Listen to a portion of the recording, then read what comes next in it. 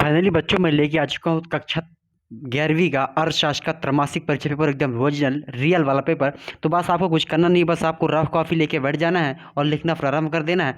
आपके सामने कुछ पेपर इस तरह दिखेगा आपको एग्जाम में, और सेम टू सेम आपको लिखना है आंसर। बस आप रफ कॉपी ले और निकाल लें। अगर चैनल पर अगर नए आ रहे हैं तो प्लीज़ चैनल सब्सक्राइब करना बिल्कुल ना भूलें, और साथ साथ में आप हमारे वीडियो को शेयर अपने दोस्तों के साथ ज़्यादा से ज़्यादा साझा करें, ताकि आपका दोस्त भी यह पीछे ना रह जाए। और साथ में आपको वीडियो शेयर करना ही पड़ेगा, ताकि आपको अगला पार्ट जैसे वीडियो आए मैं तुरंत ही आपको ये चीज़ सामने दिखा सकूं। ठीक है, यहाँ पे पहला प्रश्न आपके सामने सही विकल्प है, बाकी चीज़ आप देख लीजिएगा। मैं कक्षा 11वीं अर्थशास्त्र की पेपर की बात कर रहा हूँ, और आपको ये चीज़ सुनते ही पहले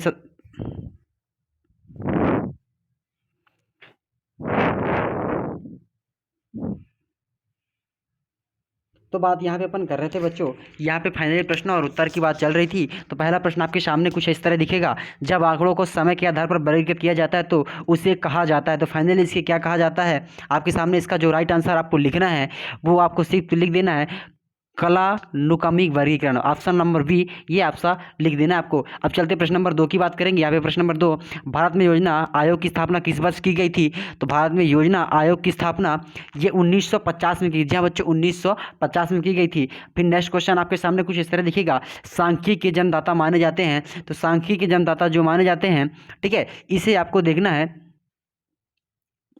यहाँ पे प्रशांत चंद्र मनोनिवेश होगा इसका जो राइट आंसर। यहाँ पे जो आप मार्शल, ये सॉरी ये गलत हो गया। आप इसका right answer H N will HN वाला लगा लेंगे, ठीक है, ऑप्शन नंबर बी कह सकते हैं आप इसे। फिर नेक्स्ट नंबर है क्वेश्चन, भारत में रेल यात्रा प्रारंभ कब की गई थी? तो भारत में रेल प्रारंभ की गई थी 1853 में की गई थी, ठीक है, इसे आप विशेष रूप से ध्यान रखेंगे। फिर नेक्स्ट क्वेश्चन आपके सामने आएंगे बच्चों, तृतीय क्षेत्र में शामिल है।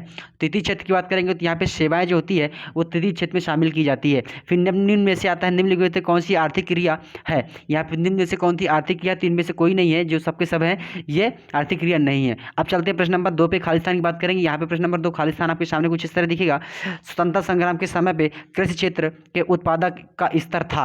तो यहाँ पे जो इसका राइट आंसर है अत्यंत कमजोर था। क्या था? यहाँ पे कमजोर था, यहाँ पे लिख देंगे आप कमजोर था, ठीक है, अत्यंत कमजोर था।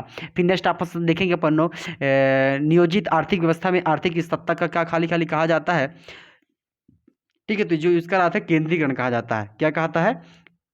केंद्रीकरण, ठीक, केंद्रीकरण कहा जाता है। फिर नेक्स्ट है आपके केंद्रीय प्रवृत्ति के सर्वश्रेष्ठ माप होता है, तो यहाँ पे माध्य होता है, ठीक है, क्या होता है? माध्य, माध्य से मापा जाता है, ठीक है। फिर नेक्स्ट क्वेश्चन आप बताना है, यहाँ पे वर्गीकरण खाली खाली का आधार होता है समानता और विभिन्नता का, तो इसमें क्या होगा? समानता, समानता और विभिन्नता का वर्गीकरण आधार होता है, ठीक है। नेक्स्ट पे है स्वतंत्रता से पूर्व खाली खाली के उद्योग का केंद्रीकरण बंगाल राज्य में हुआ था। तो जिसका राइट हो जूट उद्योग में, ठीक है, किसमें होगा? सॉरी यहाँ पे आप जूट लिखेंगे, यहाँ पे मैं लिखूंगा जूट उद्योग, ठीक, जूट उद्योग में हुआ था। फिर नेक्स्ट एक क्वेश्चन और बचता है आपका खालिस्तान है, पूंजीवादी अर्थव्यवस्था के प्रति साहसी अपने लाभ को खाली खाली करना चाहते थे, तो अधिकतम करने का प्रयास, यहाँ पे अधिक करने का प्रयास करना चाहते थे। क्या करना चाहते थे? अधिक, यहाँ पे आप लिखेंगे अधिक करने का प्रयास करना चाहते थे।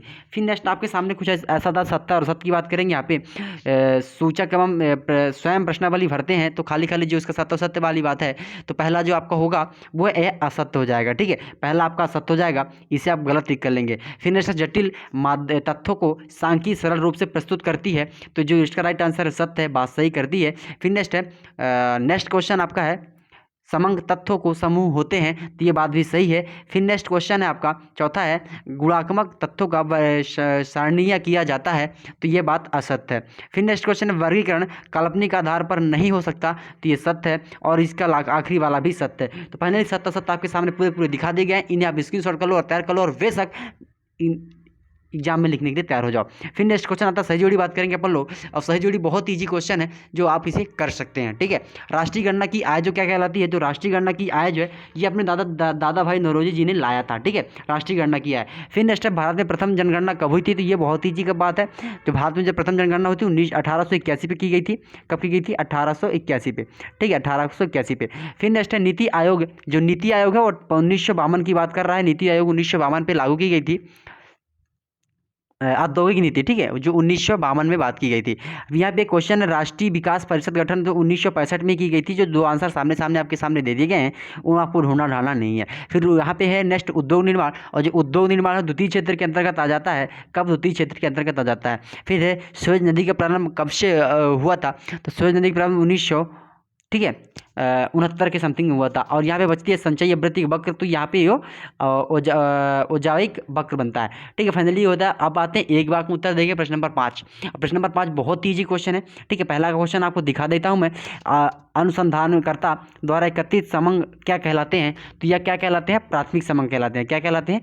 प्राथमिक समंग, ठीक है, प्राथमिक समंग कहलाते हैं। फिर नेक्स्ट क्वेश्चन आपके सामने आ जाता है, उपसंख्यिकी विधि का नाम बताइए जो कम खर्चीली है। तो यहाँ पे माध्य विधि कहलाता है। क्या कहलाता है? माध्य विधि, ठीक है, माध्य विधि कहलाता है, ठीक है। फिर नेक्स्ट क्वेश्चन आपके सामने है, भारत में जनसंख्या की गणना के लिए कौन सी विधि अपनाई जाती है? तो यहाँ पे जनगणना विधि क्या अपनाई जाती है? जनगणना विधि अपनाई जाती है, ठीक। फिर नेक्स्ट क्वेश्चन आता है, वर्तमान में अधिक आर्थिक क्रियाओं का मुख्य आधार क्या होता है? वर्तमान में आर्थिक क्रियाओं का मुख्य आधार क्या होता है? तो ये बाजार होता है। क्या होता है? बाजार, ठीक है, बाजार होता है मुख्य आधार, ठीक है। फिर नेक्स्ट बचता है अर्थशास्त्र के जनक कौन है? तो यहाँ पे एडम स्मिथ जो है अर्थजनक के अर्थशास्त्र माने जाते हैं। आपको ये अच्छे से पता होगा कि एडम स्मिथ ये अर्थशास्त्र के जनक माने जाते हैं। फिर आप बात आता है आर्थिक क्रिया के से क्या अफ्री है? तो आर्थिक क्रिया से कुछ अफ्री जो बात है उसकी बात करेंगे। यहाँ पे आंकड़ा विज्ञान का है, ठीक है, किसका है? आंकड़ा विज्ञान का है, आंकड़ा विज्ञान का माना जाता है, ठीक। और एक वचन में सांख्यिकी को क्या कहा जाता है? तो आप इसे देख लेना, इसका आंसर मुझे कमेंट कर देना, क्योंकि मुझे ये मिलने में थोड़ा सा समय लग गया है, ठीक है। फाइनली यहाँ पे आपको कंप्लीट हो जाता है। और अब आते हैं प्रश्न नंबर 6 से लेके, और ये प्रश्न नंबर आपका जो 22-23 तक क्वेश्चन बचता है, इस प्रश्नों का भाग सेकंड अभी जस्ट 5 मिनट अपलोड होने वाला है। इसीलिए आपको क्या करना है, पहले चैनल सब्सक्राइब करना है और साथ में बेल आइकन दबा लेना है कि जैसे इसका भाग 2 है आपको तुरंत इसका आंसर मिल जाना चाहिए, ठीक है। तो ये पहले कंप्लीट करो, तब तक मैं भाग 2 बना के और अपलोड करता हूँ। ये आप कंप्लीट कर लो। बाय बाय, मिलते हैं अगली वीडियो पर।